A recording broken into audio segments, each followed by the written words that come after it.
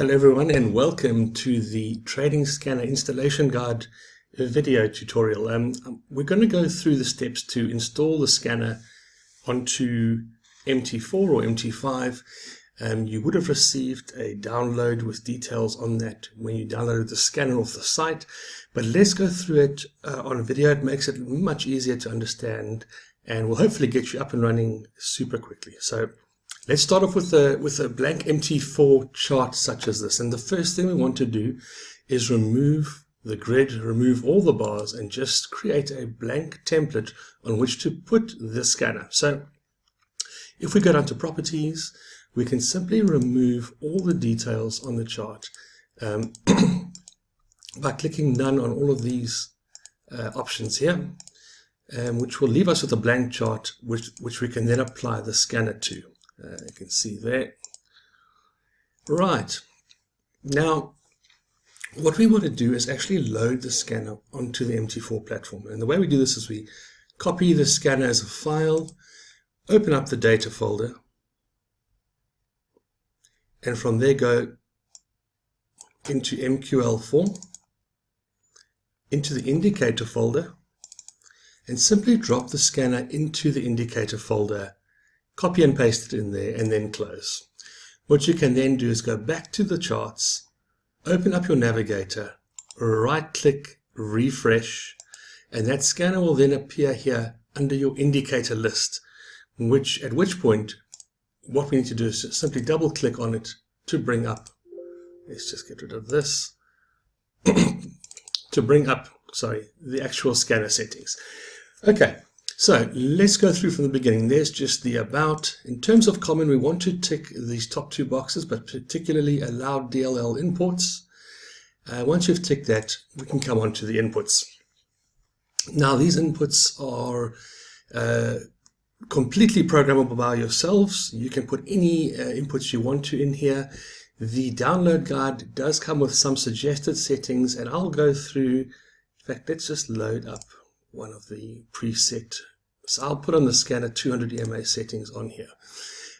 If you want to use these, please by all means go ahead. This is for the 200 EMA, it's the settings that I use. But the important ones here, stick with 20. This will filter out very small trades without much profit potential. And then the key ones here are the moving average period. So this is going to be the moving average that the scanner is calculating all of its data against. If you were to enter in 400 here, or 156, or 1,400, the scanner would be calculating probability data against that number and that moving average. Okay, so in this case, the scanner is working on the 200 exponential moving average, and it's doing all the calculations on the moving average close price. Now, if you want to change these things, of course, you can just use the drop-down bar here. You can use a simple moving average. You can use a smoothed or a linear weighted. I personally use the exponential, but you have the choice. You can also choose how that moving average is calculated on the close, the open, the high, the low, the median, the typical, or the weighted. Close price is pretty standard, and we use that. Right, in terms of RSI settings, very simple. You can choose your time frame here, choose your overbought and oversold levels, and choose your period, your look back period. Let's just make this 25. These RSI periods here will then, as soon as the RSI is over 85 or below 15, it's going to highlight a yes on your scanner to let you know that cycle alignment is coming through if you choose to use the RSI. Okay, so these are all fairly standard settings. Max bars away from price. In fact, before we go there, let's look at rate of change. So rate of change of the EMA, you can look at a very short-term rate of change of the EMA when calculating probability, or you can look at a longer term. We recommend 25. It's a very short term, and it keeps your rate of change calculations very relevant and very up to date. Max bars away from price. This we can discuss more in the actual training of how to use the scanner. So don't worry about entering in anything there. This is a key level here. Minimum percent probability. If you're looking to the scanner to highlight trades to you where your probability is 85% or higher for a probability of success on the trade, type in 85%. If you only want to consider trades at 90% probability, or potentially lower at 80%. You can type in whatever number you want here. The scanner is only going to highlight trades to you that are higher than this number. Okay, these are standard settings, so please leave those at 50. And then just when it comes to the symbols, these are the symbols that you are going to want the scanner to analyze for you. They might be forex pairs, they might be stocks, it might be bonds, it could be commodities, gold, oil, anything you could possibly want. What is critical here is the scanner is going to come pre-populated with 40 or so pre-populated instruments on it. Please go ahead and just double click and remove those. It's as easy as that. And then enter in the exact symbols that you would like the scanner to be scanning for you. So take all of the stuff off that's already on there and enter in what you would like to see there.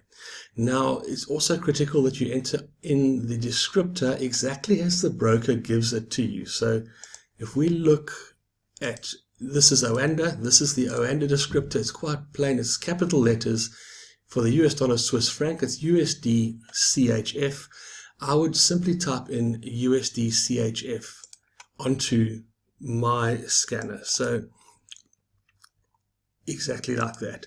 However, if your broker has a different descriptor or different caps or different letters, please type it exactly as you'll find it in your broker, because the scanner will be searching for the exact link up that the broker supplies. If it isn't typed in correctly, the scanner won't be able to find it and obviously won't be able to pull the data. Okay guys, once you have got all of this up to date and loaded like this, you can save it on your PC, and I just call it the Scanner 200. You can call it anything you want to, but these settings here are for the Scanner 200. So let me just put that up again. These are the settings that I'm using on the Scanner 200, and so that should be like that. And basically, once you've saved it, whenever you come back to the Scanner 200, you can simply put these settings in. What I'd also recommend at this point is you can, once the scanner has loaded after this, you can save that as a template, and once your template has been saved, sorry, it's just calculating the data quickly here. Once that template has been saved, you can easily switch between templates, for instance, between the 200 EMA, 400 EMA, or the 600 EMA, whatever you're looking to scan. Let's get this out of the way. The scanner will then, once you've finished inputting all the inputs, you will load the scanner on. The scanner may take 10 or 20 seconds to calculate all the data it needs to. It will then present to you all of the instruments you have loaded into the settings, and will start to calculate data in real time. And you can see here on the screen that this is ticking over nicely in real time and just updating as we look at the screen. You can at that point save the template as Scanner 200, and whenever you want to do a scan on the 200 EMA, it will simply bring up the 200 with all your settings pre-populated, and you can scan through the various time frames. What I would then suggest you do is, if you want to scan multiple EMAs, go back into the settings of your indicator, adjust this to the 400 EMA, say, save it as the 400, and then once the 400 EMA is being calculated and brought up on the screen, you can save that template as the Scanner 400. This way you can build up a bank of scanner templates. We recommend 200, 400, 600, 800, 1000. It'll then allow you to scan all of those EMAs simply by clicking between the templates.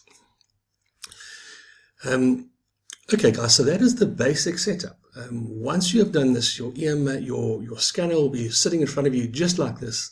You should be seeing the data streaming in front of you, and you should be able to simply click between the time frames to calculate data for that specific time frame on that specific EMA. Please do give the scanner a few seconds time to calculate between the different time frames. Remember, it is calculating data over 28 to 40 pairs, and a huge amount of calculations going on here, and over hundreds of thousands of bars of data. Right, now talking about data, it is quite critical that we have the right data as well as the right amount of data. the more data we have for the scanner to process, the more accurate our trading decisions and our trading analysis is going to be. Now, it's critical that your broker offers you substantial data on these forex pairs, which is what we recommend using the scanner on. If you are using it on stocks, bonds, commodities, please ensure that your broker is supplying you with significant amounts of data. The more data we have, the more that we can look back in history, the more accurate our numbers are going to be. So in order to make sure we've got the right amount of data, please go up here to the Tools section, click on Tools, and go into History Center. Now, once you click on the History Center, it will bring up all of the different instruments that you're able to download history on your broker platform, where I'm using Ovando right now. But you can then click onto the Aussie New Zealand, for instance, double-click onto the 1 minute, and it will show you there the amount of records that you can download. We recommend downloading 250,000 bars of data on the 1 minute chart, and that'll feed all these other time frames for you. So what you do then is you click download here and OK, and what will happen is that you'll then be downloading 250,000 bars of data from the History Center from your broker. Once you've done it on all of the pairs that you would like to trade, you can click close, then close the scanner down and reopen it, and it will have that database uploaded and will start to calculate against that database. So in order to make sure that it has also got that amount of data, please go through to Options, click onto Charts. I'm using this as a demo video, so I haven't got it all in here, but what you do here is you simply type 250,000. Max bars and chart 250,000, and you click OK. Now that will allow the scanner or your data center to download 250,000 bars and hold it in the chart memory bank. So there's two things we need to do, guys. Firstly, let's go here, make sure that this max bars and charts here shows us 250,000, and once you've done that, go straight through to the History Center. Start on all of the pairs that you would like to be trading, and as soon as you set your system to allow 250,000 bars, when you click download here, it's automatically going to download 250,000 bars of data for you, which is a great starting point for the scanner to work with. It's a huge amount of data, and it's going to provide you with very robust signals. Guys, that is the basic setup for the scanner. Please contact me at any point through the email, via WhatsApp. Ask me any questions you might need.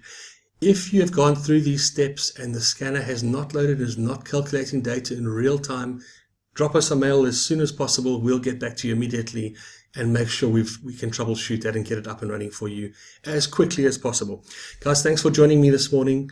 It's a very easy process, and as soon as it's up and running, it'll simply continue to upload with the latest data and self-sustain itself. See you soon. Bye.